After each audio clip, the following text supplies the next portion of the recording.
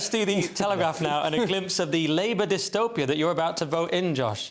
Labour Council will check companies' LGBT credentials before hiring. Now, in all seriousness, I'm glad that stories like this are being covered, and I'm glad that we're storing stuff, because Keir Starmer needs to get to grips on this ridiculous element within his party before he comes into power, before they waste a hell of a lot of money on spending. Now, this is just one council, Camden Council, particularly woke council, and they're basically saying for their procurement process, because they're in a position of power, they want to promote greater inclusion. Well, what does that mean? LGBT. What does that mean, LGBT inclusion values? It means these companies that, you know, a sanitation department or company has to, like, have to prove that it's LGBT inclusive. Well, it's like, no, prove you're not bigots, prove you're not homophobic, fine. But to prove that you're inclusive and you're then, hiring people that maybe aren't necessarily I completely disagree with you. Listen, I am not going to hire an electrician unless I know that he's had sex with a man.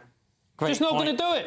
It's not going to do it, mate. Don't darken my threshold. AC/DC? Yeah, exactly. Don't do it. Is that a euphemism when you say don't darken my threshold? Yeah, I mean, they're partnering with Stonewall and they're having things like trans awareness sessions and a Buy Visibility Day. It's a waste of buy people invisible money. Yes, they are. Taxpayers' money. No. And this needs to be, we need to get to grips on this. And if Starmer came out and somehow dealt with this kind of stuff and went to that council and went, you know what, this is a waste of money, you should be working on getting value for money for the taxpayers, he would get thousands more votes. Maybe if the man who came to fix your dishwasher was gay, you wouldn't have these problems. There were these disgusting views, I Josh. fix my own dishwasher. Yes. Now, there's a euphemism. Yeah, it's a good point. I mean, look, he's done very well on anti-Semitism, but I do worry about Starmer. He is a Pabloite, which is a subset of Trotskyism. He does have quite a radical left-wing background people don't know about. I question whether I think he's actually going to be full woke. But this isn't him. This is the party. This is the party, but you're saying he needs to get a grip of it. Elements of the party. Does he have the will to get a grip of it, or is he secretly a bit woke, or not that secretly? He did kneel for Black Lives Matter. Look,